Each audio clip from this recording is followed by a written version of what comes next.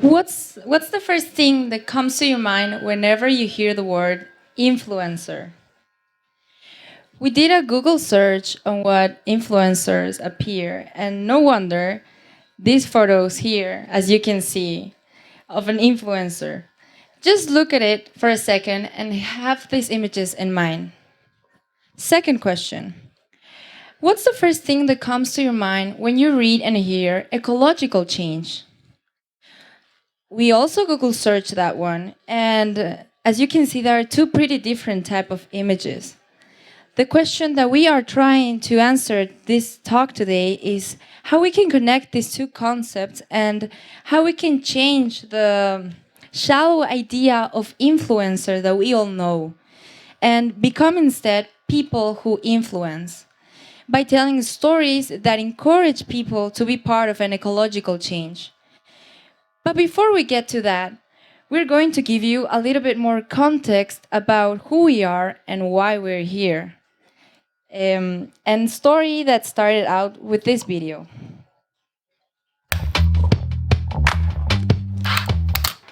Do you care about the environment? Are you tired of too little being done about the climate crisis? Do you want to play a part in the necessary transformation? Are you looking for positive ideas and expressions to convince people of a sustainable lifestyle? Do you want to combine ecological commitment and social media activism? Do you want to improve the communication of your content? Do you want to train how to tell stories in an exciting and impressive way? Do you want to go beyond the groups of people that are already committed and reach a broad audience? Do you want to learn how to create posts on Instagram, YouTube, or other social media that make people want to support ecological changes? Do you want to be part of a lively and dynamic network of environmental and media activists from 7 countries in Europe and South America?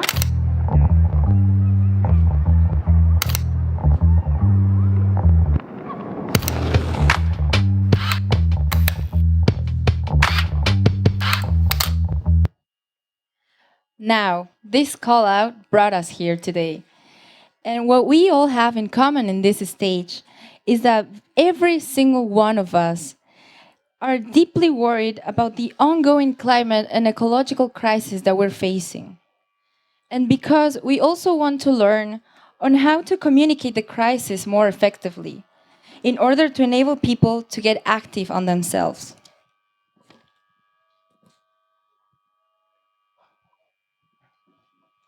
Okay, so besides to us, the crisis that we are facing, it's so obvious and it's so all encompassing that sometimes it can feel incredible, isolating, and frustrating.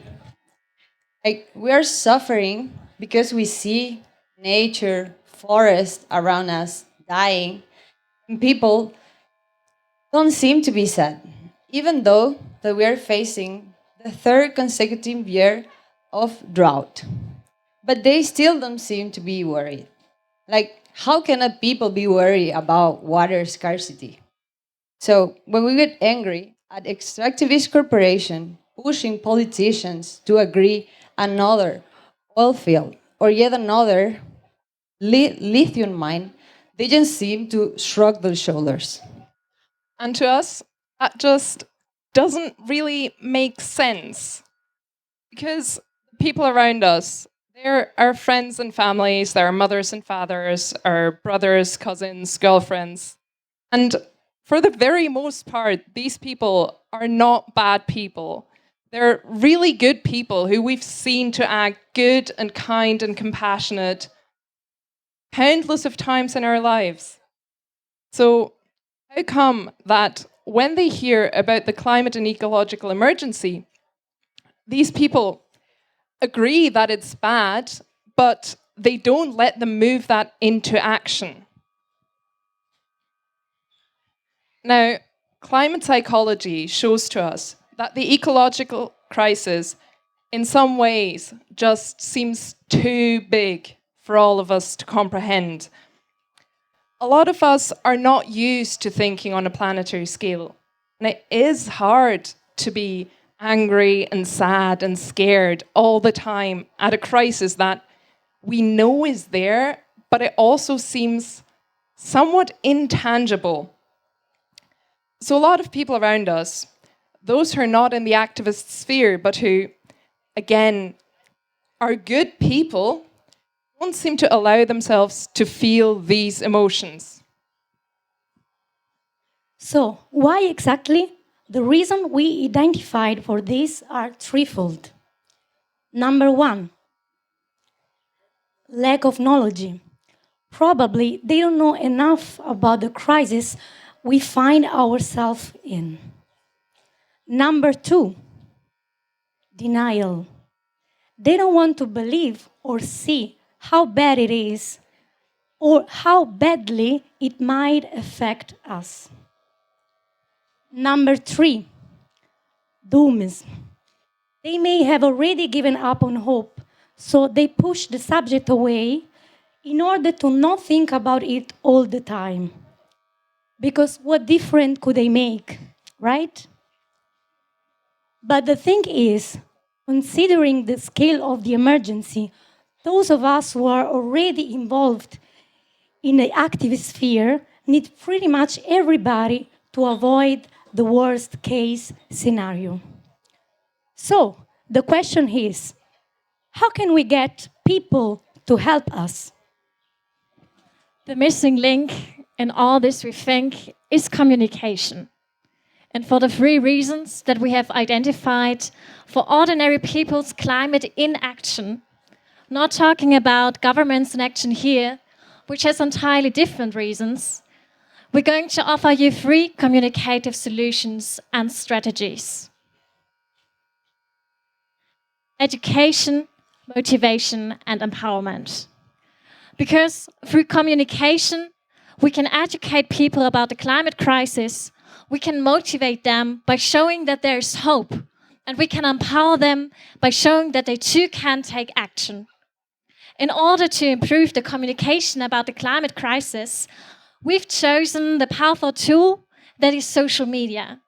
Because not every one of us is a journalist or has access to traditional media outlets, but as citizens of digital worlds, almost every single one of us has access to a smartphone, and every one of us has a story to tell and a part to play.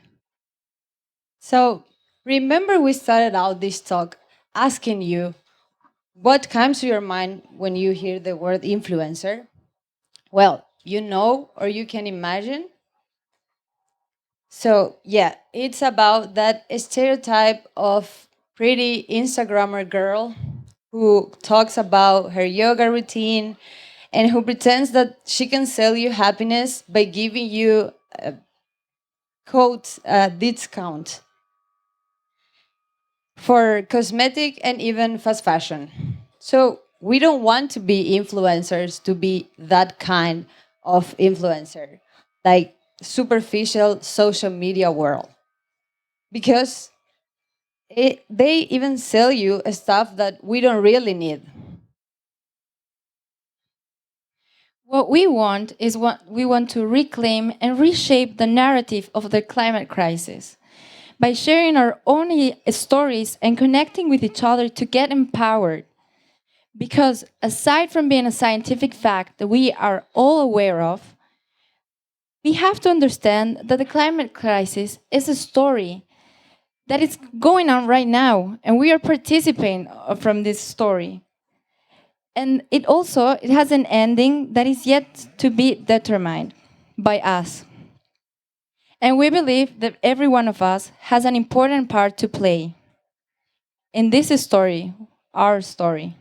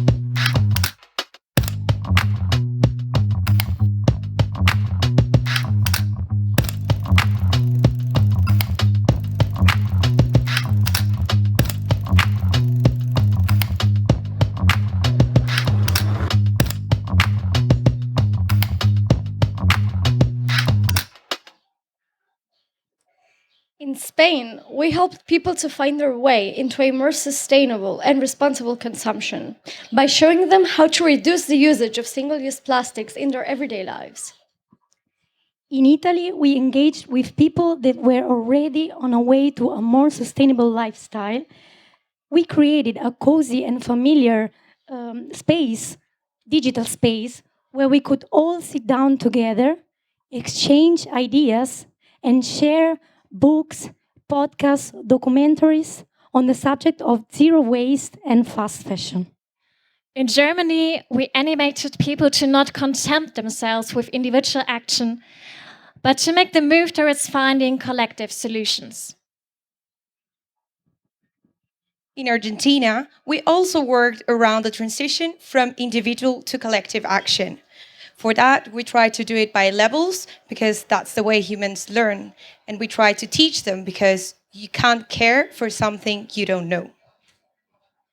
In Bolivia, we encouraged people to recognize and revalue our ancestral weaving and textile traditional culture, to give it as an alternative solution for fast fashion, and also to give a second chance life to our clothes that it's the new trend. In France, we were showcasing examples of people who are already taking action for sustainable agriculture to have people make the link between our own health and healthy food and our environment. In Paraguay, we organized some activities into our wetlands to show and to educate people about our biodiversity, which is one of the most precious natural resources that we have in Paraguay. And thus, to be able to raise our voice to go against our government, who allows the illegal exploitation of these natural resources. So, like we always say, you can love what you don't know, so you can protect what you don't love. So, these are some of the stories that we wanted to share.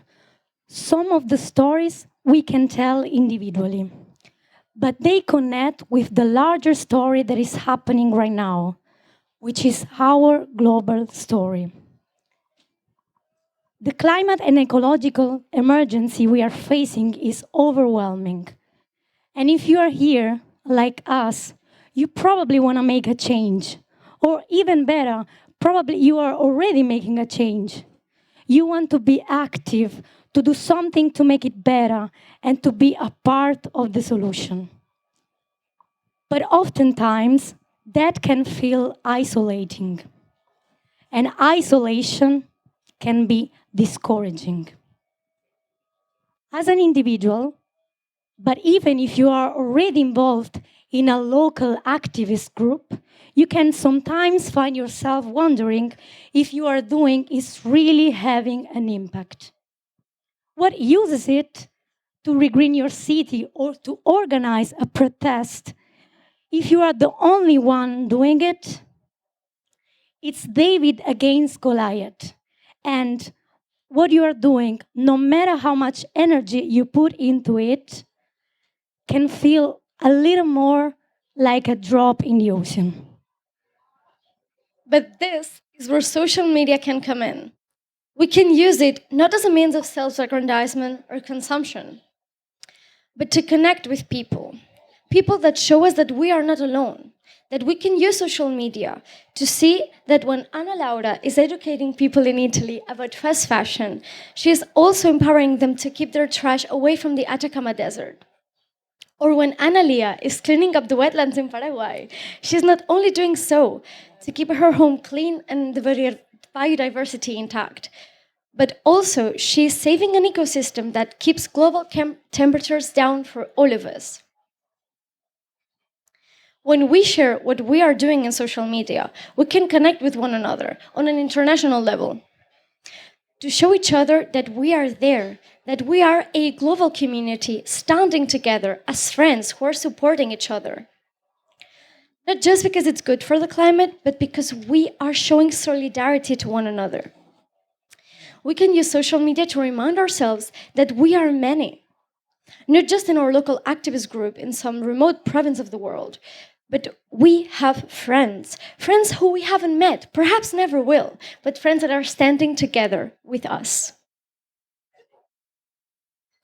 Showing solidarity means supporting each other. But it also means accepting that we have different realities and thus different responsibilities. As an environmental movement, we cannot allow ourselves to fall into the trap of hypocrisy and greenwashing. Advocating for a fossil-free global north is all nice and well. We need to advocate for a fossil-free world at the same time. We cannot phase down fossil fuels in some countries while at the same time importing coal from the global south, shifting responsibilities and gentrifying sustainability. It's important to protect biodiversity in our immediate surroundings because it helps us to reconnect with our environment and keeps us healthy and our ecosystems intact. But we need to look further than our own backyards. And we need to get an environmentalism that protects everybody's backyards.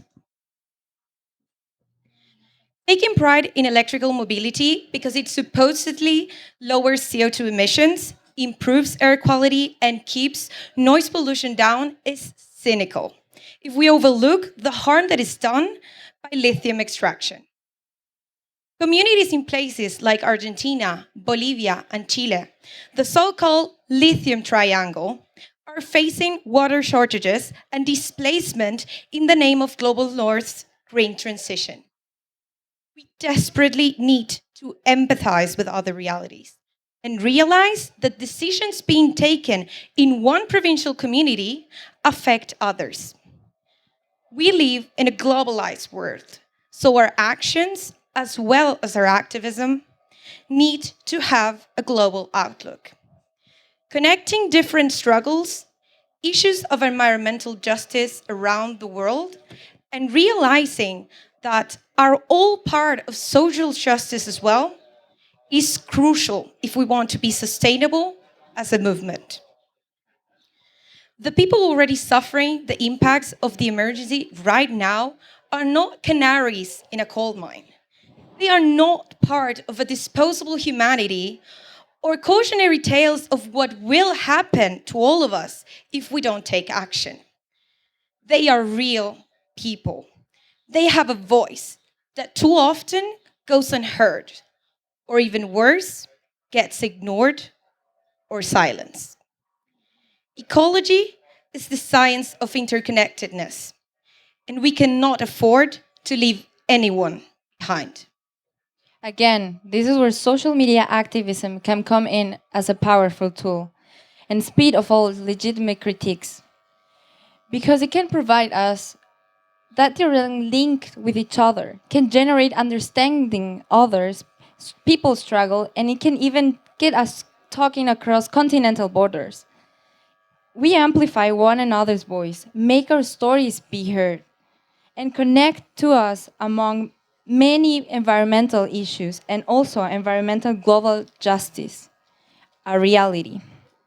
We do not expect to change the world by opening up Instagram and posting a nice selfie. We are aware of it. But whether we like it or not, social media is everywhere in our lives. So we might as well use it to make a positive impact. That impact starts out with finding out a story that you would like to tell. What are you doing to make things better? Find something that you're passionate about and get involved. See how much you can change when you put your energy into it. Do it offline first and don't do it for the likes. But once you've done that, you can link in with people from elsewhere, from all over the world, learn from them and listen to their stories. Recognize your privileges and the responsibilities to our global community that come with them. But above all, let yourself be inspired by how much knowledge there's out there and how many amazing people are standing by your side to help you. And then take that knowledge offline again and implement it into your activism. The climate crisis is a global emergency, but it is also an opportunity. Sorry for the tired rhetoric.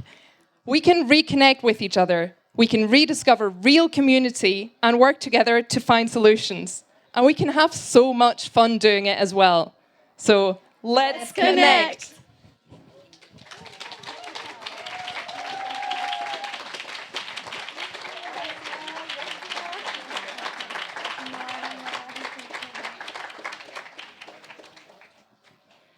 So we thank you so much for being here and listening to what we had to say. So if you have any comments to make or questions, feel free to ask them now. As usual, I will be here and bringing you the microphone wherever you are. Hagan preguntas. Mi vida, la amamos.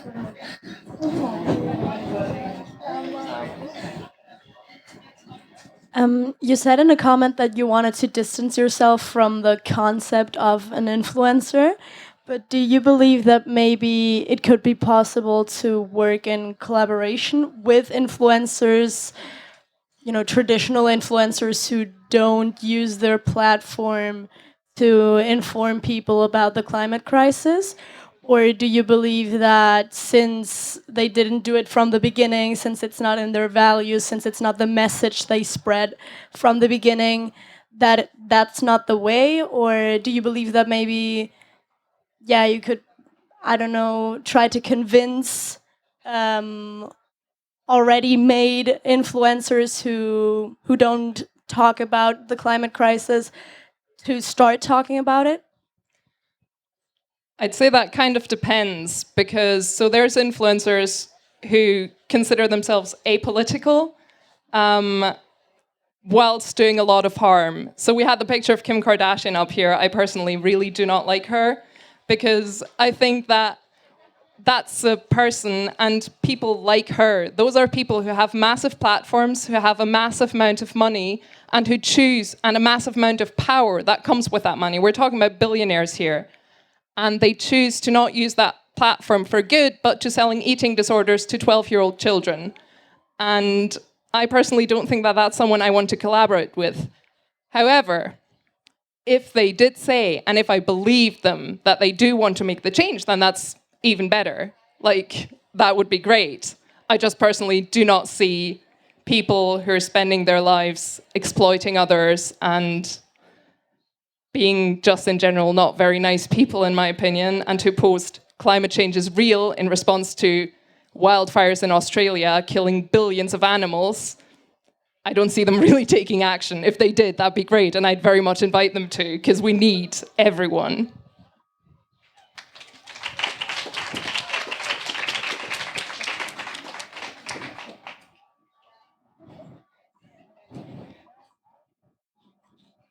Any more questions? Don't be shy.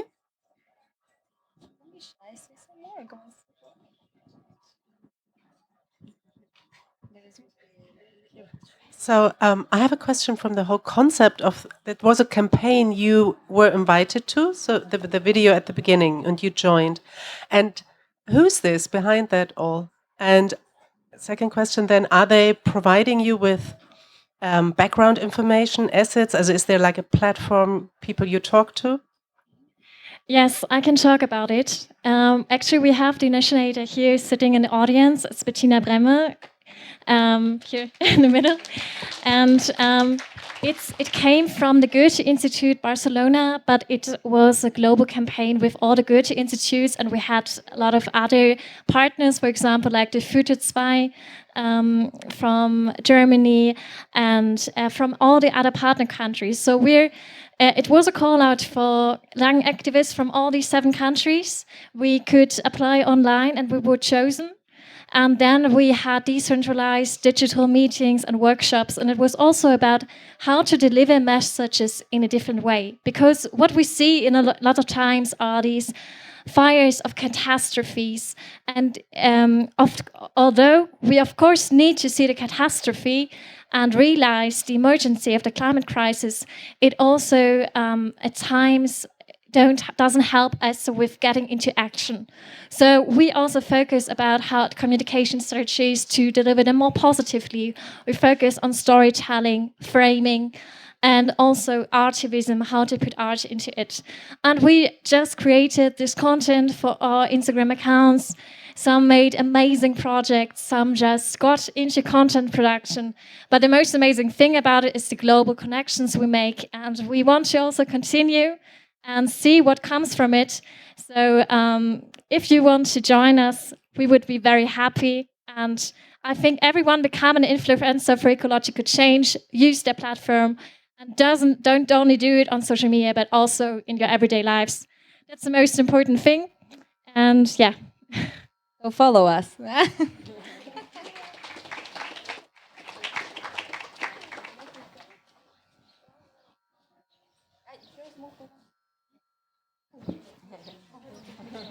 if there aren't, in case you can see it, it says at ecoinfluencers.global.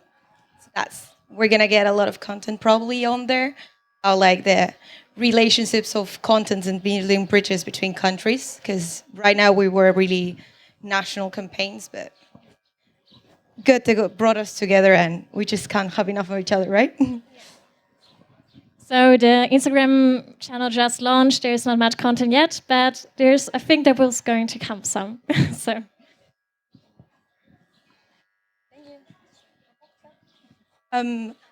I don't know if there's any other questions, or maybe you would just like to make a comment. It doesn't really need to be a question. You do not have to ask more questions here. You can also ask the speakers in the speaker lounge. So they are still going to be here, and you can always just go up to them. They know that they are here to answer questions if you have any. So thank you very, very much. It was so interesting to listen to all of your important input, and I'm pretty sure that we will have to, you will meet a lot of new people here who are going to ask you a lot more questions here on our TINCON playground. Could you? And just in case you would like to keep the conversation going and not with the microphone and an audience listening, or would rise some issues to us, see whether we can find a connection, find a solution, whatever, just talk about life.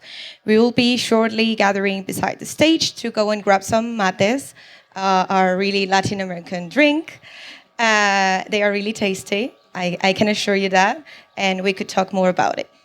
Thanks very, very much for listening. Big applause. Thank you very much.